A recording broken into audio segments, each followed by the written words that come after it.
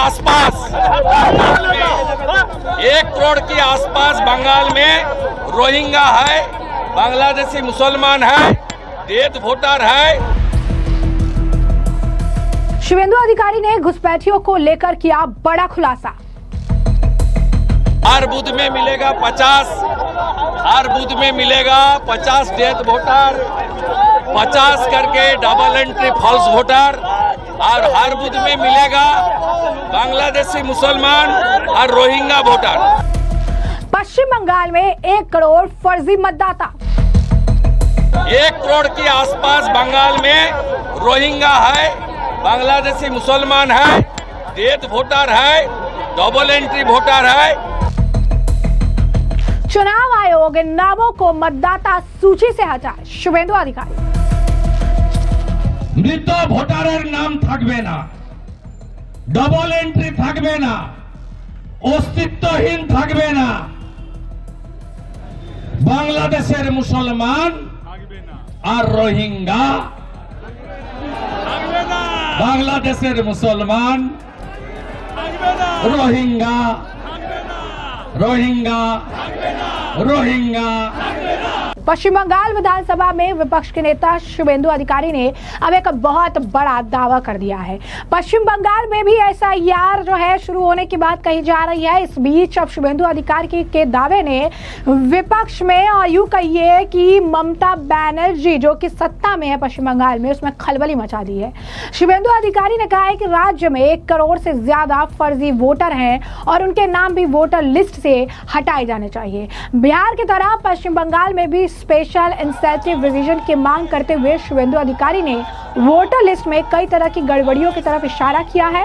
पत्रकारों से बातचीत करते हुए बीजेपी के नेता ने यह बड़ा खुलासा किया है। क्या कह रहे हैं वो सुनिए। हर बूथ में मिलेगा 50, हर बूथ में मिलेगा 50 डेथ वोटर, 50 करके डबल एंट्री फॉल्स वोटर, और हर बूथ में मिलेगा बांग्लादेशी मुसलमान और रोहिंग्या वोटर।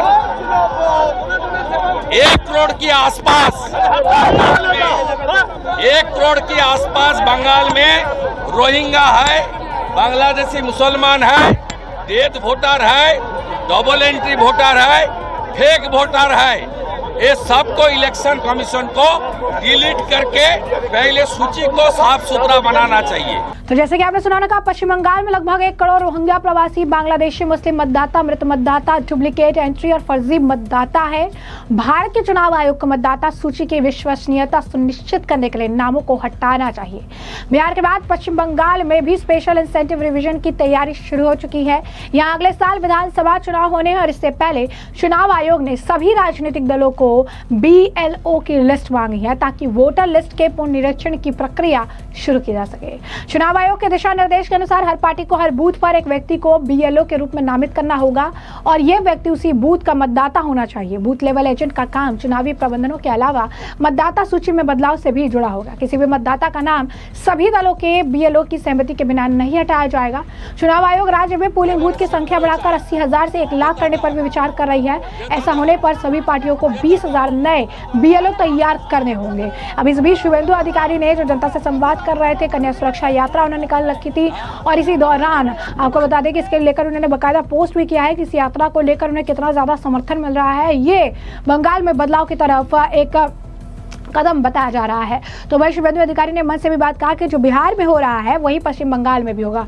बंगाली में उन्होंने बात कही कि बिहार में जिस तरीके से 64 लाख से ज़्यादा इस तरीके के फर्जी जो है वोटर निकल कर आए हैं, तो पश्चिम बंगाल में भी होगा और पश्चिम बंगाल में भी होना चाहिए ताकि जो फर्जी वोटर है, जो फर्जी आप कह सकते हैं कि घुसपैठी हैं, जो यहाँ पर आकर बैठे हुए हैं, जो फर्जी वोट डालने का काम करते हैं, उन पर लगाम रखे और लगाम लगेगी तभी जो है चुनाव निष्पक्ष होगा और तभी ममता बनर्जी के एक कह सकते हैं कार्यकाल का जो है लंबे समय बाद अंत जो है देखने के लिए मिलेगा। गोटा राज्य बेहाल अवस्था, गोटा राज्य मायरा बोनेरा কাপড় হাঁটু পর্যন্ত তুলে যাতায়াত করছেন, জীবন হাতে নিয়ে যাচ্ছেন। আজকে কন্যা সুরক্ষা যাত্রা করছে দমদম পুরসভা আর ফিরাদ হাকিমের জন্য একজন শিশুকন্যা দমদমে প্রাণ হারালেন। গোটা হাওড়া জলের তলায় 8 বছর কর্পোরেশনের ভোট হয় না। ঢপের চপ ওগুলো ঢপবাজি। নারী সুরক্ষা পশ্চিমবাংলায় মমতা থাকলে কন্যা, দিদি, বোন, মা তার কেউ সুরক্ষিত নয়। অভয়া থেকে Kasba girls college, law college, Haskhali থেকে ময়নাগুড়ি কোনো মহিলা সুরক্ষিত নয়। সময়ের ডাক, ममता जाग। यानी शुभेंदु अधिकारी ने साफ तौर पर हुंकार भर दी है, कहा है कि शुरुआत से जो है वो लगातार वो कह रहे थे कि जैसे ही बिहार में एसआईआर शुरू हुई तो उन्होंने कहा कि पश्चिम बंगाल में भी ये होना ही चाहिए, समय की मांग है। पश्चिम बंगाल में भी अगर ये होता है तो कई सारे फर्जी वोटर जो है बेनकाब हो जाएंगे और आम जनता जो है वो समझ पाएगी कि वोट बैंक की राजनीति के लिए कैसे घुसपैठियों को, अवैध रोहिंग्या को, बांग्लादेशियों को यहाँ पर सपोर्ट किया गया, समर्थन किया गया, यहाँ बसाया गया, क्योंकि तुष्टीकरण की राजनीति करनी थी, वोट बैंक की राजनीति करनी थी। और इन्हीं की मदद से पश्चिम बंगाल में ममता बनर्जी अपने सत्ता में इतने लंबे समय से काबिज रह पा रही हैं। ভালো করেই হবে। বিহারে যেমন হচ্ছে দেখছেন না, ভোটার তালিকায় খেলা হবে, কার কার নাম বাদ যাবে, যত মৃত নাম আছে বাদ যাবে। অরূপ রায় ছাপ্পা মেরে হবে না, হইব না। আপনি গোলে বেরিয়ে গেছেন তপন দত্ত মার্ডার কেসে, সাময়িক আরো আছে, বাকি নাম বলে আর বিখ্যাত করব না। একটাকে তো লোকসভা ভোটের সময় সিআরপিএফ এমন প্যান্ডান পেদিয়েছে বালিতে, ঘর থেকে বেরোতে পারেনি। ওদের নাম আমি আর বলছি না, বিখ্যাত হয়ে যায়, নাম্বার বেড়ে যায় ভাইপোর কাছে। আমি বলছি না, আমি আপনাকে বলছি কাদের নাম বাদ যাবে। মৃত ভোটারের নাম থাকবে না, ডবল এন্ট্রি থাকবে না, অস্তিত্বহীন থাকবে না। বাংলাদেশের মুসলমান আর রোহিঙ্গা, বাংলাদেশের মুসলমান, রোহিঙ্গা, রোহিঙ্গা, রোহিঙ্গা, রোহিঙ্গা, রোহিঙ্গা, বাংলাদেশের মুসলমান, বাংলাদেশের মুসলমান। অতএব চিন্তার কোনো কারণ নেই। বিহারে 65 লাখ, এখানে তো ডবল হবেই।